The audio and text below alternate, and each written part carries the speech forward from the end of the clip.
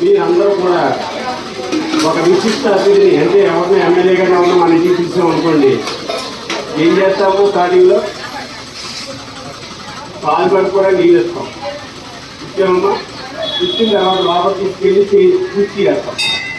కుర్చీ వేసిన తర్వాత పానకం ఇస్తాం. పానకం ఇచ్చిన తర్వాత అక్కడ వరకు ఎమ్మెల్యే గారికి చేయగలం. ఆ తర్వాత ఏంటంటే స్వామివారికి అభిషేకానికి ఏర్పాటు చేస్తాం.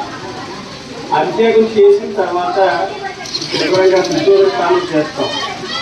చేసిన తర్వాత చక్కని బట్టలు కడతాము. తర్వాత పూల అలంకరణ చేస్తాం. తర్వాత బంగారపు నగలతో అలంకరణ చేస్తాం. ఇదంతా జరుగుతుంది.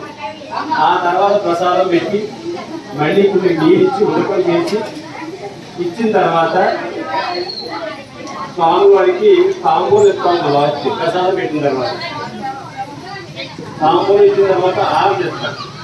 ఇదంతా సిస్టమేటిక్గా అక్కడ భగవంతుడు ఉన్నాడు అనే భావన చేసుకుని మీరు కానీ చేయగలిగితే పూర్తిగా అక్కడ స్వామి కనపడతారు.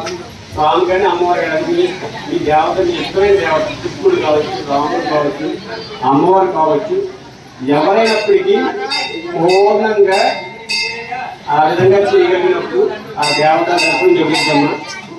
అయితే ముఖ్యలమ్మ తల్లికి సంబంధించి ఆవిడ నావరము కోరుకున్నది ఒకటే తల్లి. ఆవిడ కోరుకున్నది ఏంటంటే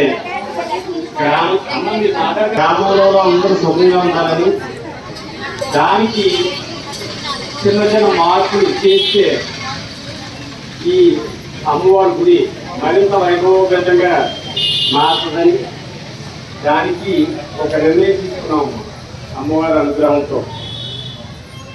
ఎలా అంటే ఇప్పుడు 2 టీంలు వచ్చాయమ్మా. దక్షిణాంతరం 2 టీంలు కూడా 2 వారాలు చేసుకున్నాయి.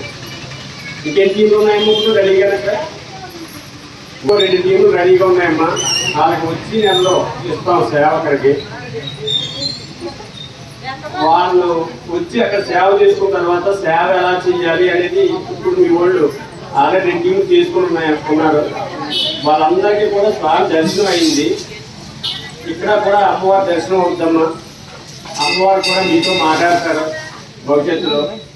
చక్కగా ఆ సేవకి మీరందరూ కూడా ఒక 5 చొప్పుని ఒక్కో టీంలు ఏర్పడితే ఎంతమంది వస్తే అంతమందికి కూడా కమిటీ వాళ్ళు ఎలా రావాలండి.